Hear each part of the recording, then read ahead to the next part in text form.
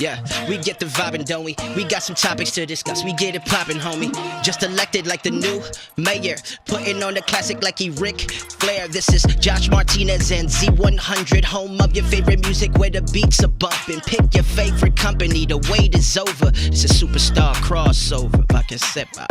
Hey, yo, what up? I'm Josh Martinez from Z100, New York's #1 hit music station and iHeartRadio's newest wrestling podcast, the Superstar Crossover, with my guest, AEW Saraya. What's going on, girl? Yeah, I'm good. How are you? Chilling. And I'm saying it right, Saraya, right? No, you're saying it wrong, but it's okay. Oh, Saraya! And so, yeah, exactly, like a ray of sunshine. So you're just like Taz. You're just like him. He gets it wrong every single week, even if I keep telling him. Well, you know what it is? There's something about these people from Brooklyn, yeah, like myself and him. I always said Saraya, and I could have swore there was on TV. It was like... No, they were saying Saraya at first. And then bitch. I was like, it's Saraya, like a ray of sunshine. And if you don't get it right, I'm going to beat you and your children. I'm just kidding. No, it's fine. I don't have kids. You can call me whatever you want. All right. As long as... I know, not your children. Everyone else's children. Oh, then I don't give a shit. Taz's children, Hook, he'll get it. right in the kisser. So, I just cursed. We can curse. Let's just have some fun with all right, it. good. Yeah. And you won't get fined. Yeah, exactly. We're going to talk about that. Yeah.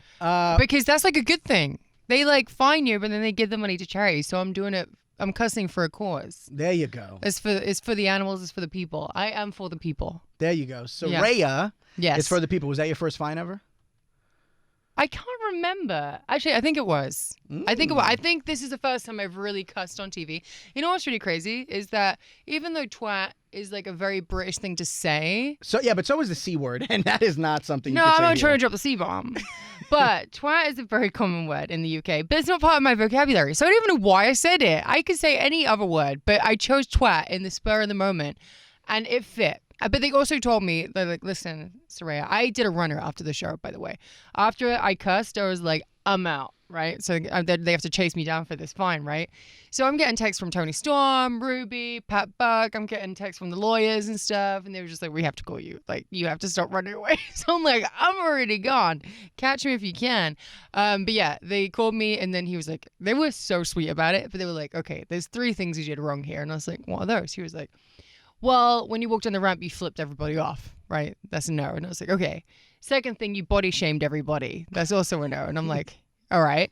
And then he was like, and then you called everyone neck-bearded twats. And that's also not okay. And they were like, not from our side, but the network is going to be a little upset if you keep doing those things. And I was like, he was like, just try not to, body shame people. I was like, well, they do it to me all the time. So suck it, right? Exactly. But I was like, but to be fair to me, they did send out a list of cuss words you cannot say, and twat wasn't on it.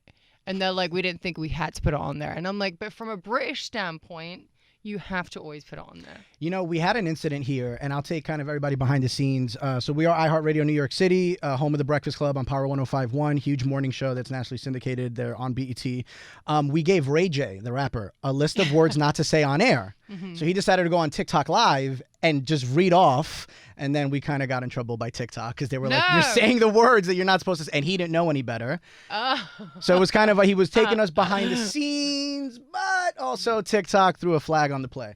You did mention people body shaming you. Yes. I'm sure, the social media aspect of things, there's so much negative, but there's also a lot of positives. Yeah. So let's talk about the positives, if you don't mind. Yeah, so people have been very supportive of me. Like, of course, again, it's easier to talk about the negatives because they're so much louder than the positives sometimes. But yeah, everyone is very sweet. They've been really welcoming me back. Even backstage, everyone's been really, really, really sweet and helping me. Like, even though Britt is my nemesis, she's been helping me every step of the way. And just having Tony and, again, Ruby by my side, like, getting that confidence back with them. They've just been so supportive. And, and everyone's, like, kind of taking baby steps with me, like, and they're just protecting me. And I really appreciate it. And I appreciate all the fans that are still by my side. I do have some diehard fans, and they are, like, anywhere I go, anything I do, that they always show up, and I appreciate that. Now, from a mental health standpoint, because I'm sure that takes a lot of toll on you, regardless whether they're just, I call it the egg on social media, or an actual human being. What do you do to kind of bring yourself back to like an even field? Or are there people in your life or exercises that you do? How do you bring yourself back to like an even... So at one point, I was actually seeing 3 therapists. I'm at 2. So I'm one was for you. drugs and alcohol, though, and then the other's like, to really. I think therapy. Once you get the right therapist, because like you can see so many different therapists, but you have to like you have to have a bond with them. Like you have to like it's just so different. Trust. Yeah, you have to have that trust and someone that actually like is there to listen to you rather than get a paycheck, you know. And you will find that therapist, and I did. Her name is Jackie, and she's wonderful. And another one called Shannon, she's also wonderful. And then there was Bob, who was my drugs and alcohol counselor, and he was wonderful. But yeah, and so I do therapy, and I still do it at least once a week, every Friday. And then also I delete social media off my phone. I just downloaded it this week because my social team is like, you need to post more. You need to do more. And I'm like, So I'm going to give my password to my friend actually and get her to post everything for me, if I'm being honest. I like yeah. that. Because sometimes, you know, I get a little like excited on Twitter, like, because people are always talking a little shit to me on there. And it doesn't matter what I do. I could say the most positive thing, people always find something to bitch at. So in the end, it kind of like I snap at people and then I'm like, okay, I need to take a step back. And then I'll just delete it off my phone. So that's like a nice little mental health break in itself. I've always just felt like it's always the people that there's no face to them. Never a face. Like I said, like it's the Or egg. if there is a face, they're ugly as shit. Neckbeard twats. They're neck-bearded twats. And usually it's the those kind of guys that are just like, you're ugly. And I'm like, brother, not even. I would not even touch you with a 10 friggin' foot stick. Like, you are disgusting. Now, Like, what's been... Oh, I'm sorry, go ahead. No, I'm going to shame these people. Hey, fuck you. I'm just kidding. Sorry, continue. Talk your shit, girl. Listen, Yeah. talk shit, get hit, right? My fucking There you stupid go. This is what happens when I drink. Oh, is that what that was? Yeah, I was really drunk and Is that hit or bit? get bit. Okay. So like I love the own eye roll to yourself. Dude, I'm such an idiot though. Like, this is the thing, and people like it. I'm like, how do you like this? And then, you know, at the time when I got it done, it was me and my friend Joey, and we were just like, let's get tattoos. And I was like, is this a good idea, Joey? And he was like, yes. And I'm like, all right, let's do it. And it ended up being on the internet, and I get to work. This is when I was still in WWE. I get there, and the TR guy, Mark, was like, do you have shit tattooed on your hand? And I was like, no, I do not. And I was a whiz with makeup, right? So, you know, you put a little red on there. And Zach, my makeup guy's here right now. He's like, I freaking know. So I'm like covering up, and I'm just like, look, nothing's there. And he's a man. He doesn't know anything about makeup. So he's just like, oh, okay. So then, but then a couple weeks later, like, I forget to cover up, and then they're just like, what have you done? Like, you have shit tattooed. This is a PG company. And I'm just like, you're right. And then so after that, I like stopped. Well, not after that part, but I did stop drinking eventually and stopped getting stupid tattoos on my body. Any plans to get it lasered off or get it removed? Yes. Okay, Actually, yeah. So me and my boyfriend are both getting some lasering done. Nice. And so, yeah, the hand tattoos are taking a hike. Actually, most of my hand tattoos are taking a hike. Yeah, I have some stupid tattoos. What's the most stupid? Would you say it's the This hands? one, Okay. 100%. This one. This one was like a friend tattoo that I got with my friends, NFB, and I don't even want to tell you what that stands for. But I'm not going to do it today. But I'm not. John's in here. He's just like, please don't. I'll come up with my own AW acronym. media. Yeah. Do come up whatever. with Do with it what you will. But, I got it. It is ridiculous, and I was the only one that got it because they all chickened out. So I'm stuck with this dumbass tattoo. So I hit up a few friends of mine that are diehard wrestling fans, but sensible, like the ones that shower. Yeah. Nice. Yeah, there's a small percentage of us that we shower every day and we take care of our personal hygiene. So shout out to those wrestling fans. He wanted to know, how did you change up your wrestling style since coming back? So coming back, I was extremely nervous. First of all, it was the most terrified I've ever been in wrestling. Was coming back after 5 years after a career injury, and then everyone is watching you. They don't know if you're going to mess up, or they want you to mess up, or they actually just enjoying the fact you're back. But there's so many eyes on you. So this is the most terrified I've ever been to wrestle. But then also I have to adjust the way I bump, the way I move, like some of the wrestler moves I'm probably gonna avoid taking or doing. Just for now, until, like, you know, I've really built up my body enough where I'm like, you know, nothing's going to happen too crazy. Right now, my neck is, again, I don't want to worry anybody. My neck is 100% okay. This is just mental for me. Of course. Yeah, so it's just, and the girls are great. They're taking care of me, and they'll do whatever they, you know, whatever it is. And big shout out to Britt for being the first to wrestle me when I came back, because that takes a lot of guts to wrestle someone with such a crazy injury, and to go a full match and carry me too, because I was blowing out of my ass, dude. I was blown up. I was like, oh my gosh, I have to get my cardio back. So for something for that for that match back in front of such a hot crowd on pay-per-view, obviously it was the Prudential Center, it was Newark, but kind of New York City's known to be one of the more excited, rabid fan base. Is there a difference in your mindset going into a match based on the city? Yeah, because, again, when I was with the other company, being around this area, some of the fans would be a little harsher on the women. They've got a lot nicer over the years, but I remember being in matches and they would be chanting other people's names or people's boyfriends' names during the matches. Like, they were a little tough on us, or they'd be doing the wave. Like, they were a little tough on us. So every woman, when they come here, had that, until, not the newer ones, because they didn't get to experience that. But the ones that were around at that time, like, would come in this area and we'd be a little bit worried about how the fans would react to us while we're wrestling. And it became like a little like, and there's a lot of diehard wrestling fans here. Like, not just I watch WWE and AEW on TV. They also watch New Japan. They watch Impact. They watch, all they go to independent shows and stuff. So like, they're diehard. So, and they're also like, they know what they like and they're a little more like, focused on that. So yeah, it's a little intimidating coming on this side of the country for sure. But once they love you, they really love you though. They are diehard once they love you. Dave, which is my buddy that had the question, he had another good question actually. What did you observe during your time off to elevate your game? Oh my gosh. So I actually took a lot of time not watching wrestling. Okay. Because I become like, not jaded or anything like that. It was more like it hurt too much to watch it. So I took a step back from watching any of it. And then I started watching more and more on my Twitch. So I was watching all my old stuff back, which I could get away with on Twitch. But then I would do like watch-alongs where I would be watching pay-per-views, whether it be like AEW or WWE. So then I would always be watching like because I mean, wrestling always evolves and changes and constantly. So over the years, like, things were getting a little bit more different. The women would get a little bit more hard hitting. They were getting more, they're just getting better and better, right? And I have to play catch up. So it was intimidating just watching it. So I would constantly watch people's matches and watch the girls. When I knew I was coming to AEW, I'd watch the girls. I'd watch the show just to be prepared to come back. But yeah, and then obviously doing training 9 rounds to try and get into in-ring cardio, because in-ring cardio is very different to running a marathon or something like that. I'm gonna take your word for it, girl. I go up the flight of stairs and I'm like, oh, this is bad. Or I once boxed. I had an amateur boxing fight, and I was just like, never again. I'm 1-0. I'm retiring 1-0. All right. Marciano, Mayweather, Martinez. Yeah, there you go. But yeah, the cardio. What do you do? Do you just get in the ring and that's how you build up your cardio? Yeah, like before the triple threat, I actually got in the ring with Dustin Goldust. And he obviously does training schools and stuff like that. But it was like over an hour. And I lost my pinky fingernail, and it's still growing back right now. I lost it. The whole thing popped off. Holy shit. Yeah, it popped off. Like, it's gross. I just got goosebumps. I know. I showed Mark Henry too, and he's like, ah! But because he's had it done to him before. His nail popped off. But yeah, my real nail came off. But it was like worth it, because he put me through an hour of like intense wrestling cardio where I was running ropes, I was doing spots, I was doing all these crazy, like, taking bumps and stuff.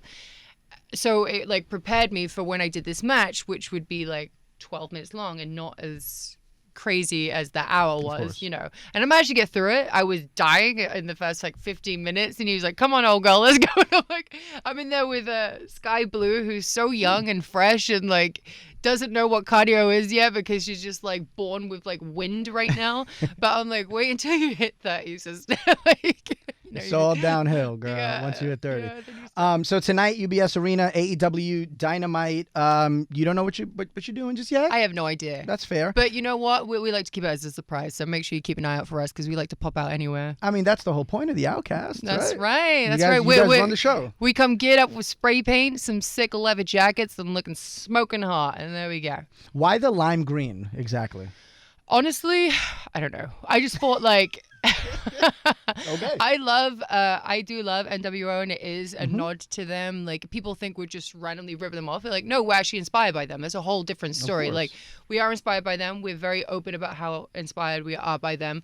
I just love the lime green. It's so iconic. You had like DX and stuff like that too, and it was awesome. And then the Bellas kind of did the spray paint thing with me too. They did black spray paint, which I feel like you can get in trouble for using that now you're like I'm trying to like That's a avoid any great point.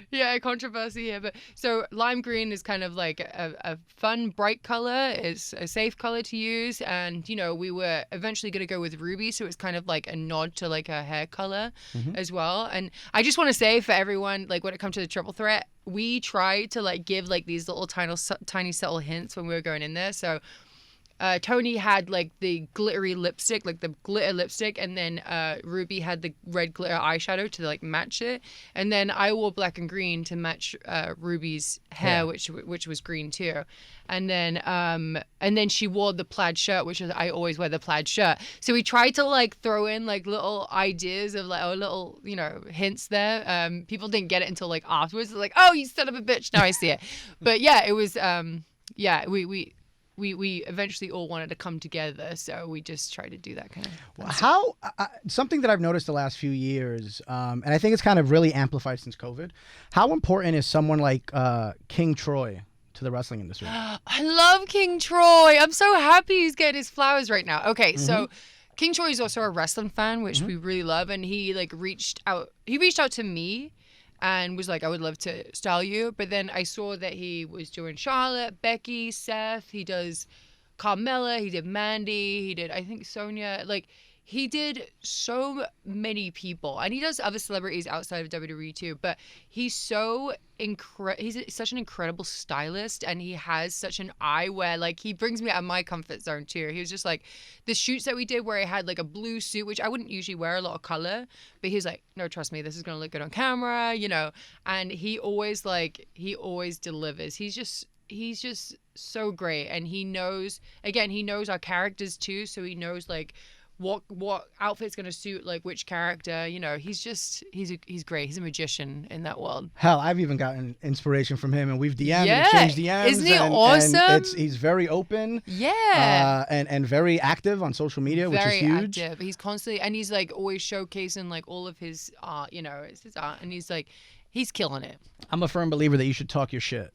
For real. Like anything that you do that you're proud of, talk your shit. Yeah. You know what I'm saying? Yeah. But speaking in terms of someone, he's kind of behind the scenes that's valuable. Who do you think is one of the more underappreciated performers in the game right now? Whether it is AEW or maybe somewhere else that Are we you've talking noticed? about just wrestlers? Yeah, performers. Yeah, wrestlers. So I actually posted this recently, but like I feel like Alicia Fox didn't get her flowers for the longest time. Because if you look back at her stuff, everything looks aggressive, but she's safe. All her matches were good. You have to watch them back because every time I wrestled her, I felt like really, really safe. So I felt like she was very underrated. And also she was in the Divas era, so people didn't give her the chance and just thought, now she's a diva. She couldn't possibly be a good wrestler. But no, she was a great wrestler. I'm trying to see. I feel like a lot of women at AEW do get their flowers. There is a lot of incredible wrestlers. You have Willow. I feel like Sky Blue is gonna be the next big thing too. Like she's growing and evolving, although we have to calm her down with wanting to take so many bumps. Where me and Ruby are just like, chill, sister, you know what I mean? Send that same memo to Darby, by the way. Yeah, right. He's crazy too. But yeah, so I feel like a lot of the women at AEW does get a chance to be showcased, and they're all awesome. I'm happy that Taya's there now. Taya Valkyrie, I'm very happy she's there. I love Jade as a character. She's incredible, like as a character, and she's constantly like training every week to be better too, which I really appreciate. This is a music station, so let's talk about the music that you like. Big match. You got 20 minutes to get ready. What are you listening to? Full in reverse. I made a note where I was like, aside from them. Aside from them. Aside from Full in reverse. Okay, so I like to listen to a lot of 80s rock music. Okay. I love Eminem, by the way. Also, Same. we spent like 3 hours in a car listening to early 2000s music because you have to remember the hits, Goddamn right.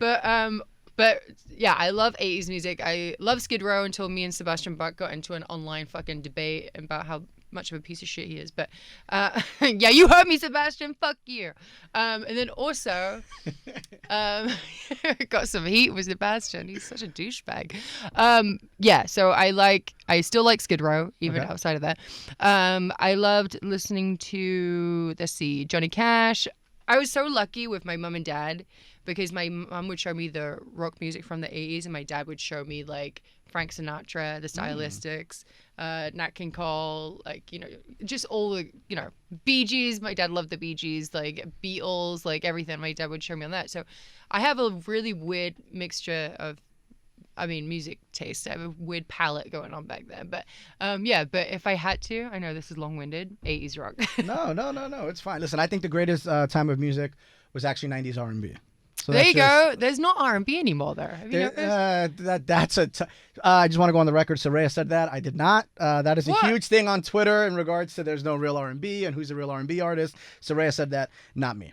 Yeah, well, is people agreeing with that though? It's a passionate thing where like it's you're either one or the other. You either agree R&B is not the same, or you're there's because Bryson Tiller, and then they start naming all these really dope artists. Yeah, there's really great artists, but I'm talking about from like a nostalgic point of view. We're thinking of nostalgia, so we're thinking of like early 2000s like R&B. We were singing these in the car. Me and Zach and my makeup artist is here too. But we had this discussion in the car, right? We were like, there's not real R&B. It doesn't hit as well. I just look at it this way. To me, it's like when I was younger, I had a boot knocking playlist, and it was all like 90s. Boot knocking playlist. Boot knocking bangers is actually what I called it. The playlist. I was young. It was like 3 songs long because that's all I needed. But R&B in general. 3 songs? Yeah. On a good day. But that just kind of shows how different things have been. As everyone continues to laugh, good. We're gonna jump into this or that. I'm just gonna name 2 things. Oh God. And then you just choose one or the other. You ready? It's gonna be random shit. So here we go. All right. NSYNC or Backstreet Boys? NSYNC. Atta girl. Pools or beaches? Beaches. Cookies or chips? Chips. Your hair, curly or straight? Curly. Rock or Austin? Oh, Austin. I love you, Rock. I'm so sorry. You did the movie about my life, but I love... don't make me do that. That was too quick of an answer. Let me think about that for a second. Anyway, next question. Jamie Hayter or Britt Baker? Ooh. Britt's a bitch. Jamie Hayter. NWO or DX? Ooh. Oh, that's a hard one. I might say DX on this one, even though I love NWO. Okay. They just did some crazy shit. I mean, NWO did too. Oh, I don't know. I don't know. Now I think about it. I don't know. Hey, this is too difficult of a question. You know what? That's what I'm here to do. Have fun, give you difficult questions. Take notes, Dave LaGreca. Yeah. I can say that. We worked together in the past. He's my guy. Lastly, Paul Heyman or Bobby Heenan? Paul Heyman. Okay. I love Paul. I feel like he's one of the best talkers ever in the industry. Why do you think you were never, there was never a Paul Heyman girl on TV? I don't know, but I wanted to be a Paul Heyman girl so bad. I mean, everyone wanted to be a Paul Heyman girl, but yeah, I even said to him at one point, I wanted to be a Paul Heyman girl. Bastards. I was in his book. He put me in his book. I was like, oh my God, I love you. Sorry, that was like octaves, went really high there, but I was very excited. Clearly, when you're excited, we go up octaves. Oh, yeah. Lastly, what is next on your career bucket list? Oh, man, retire. No, I'm just kidding. No, I want to become, the women's champ in AEW. So that's next. Jamie Hayter, watch out, bitch. There we go. And then this is called the Superstar Crossover for a reason.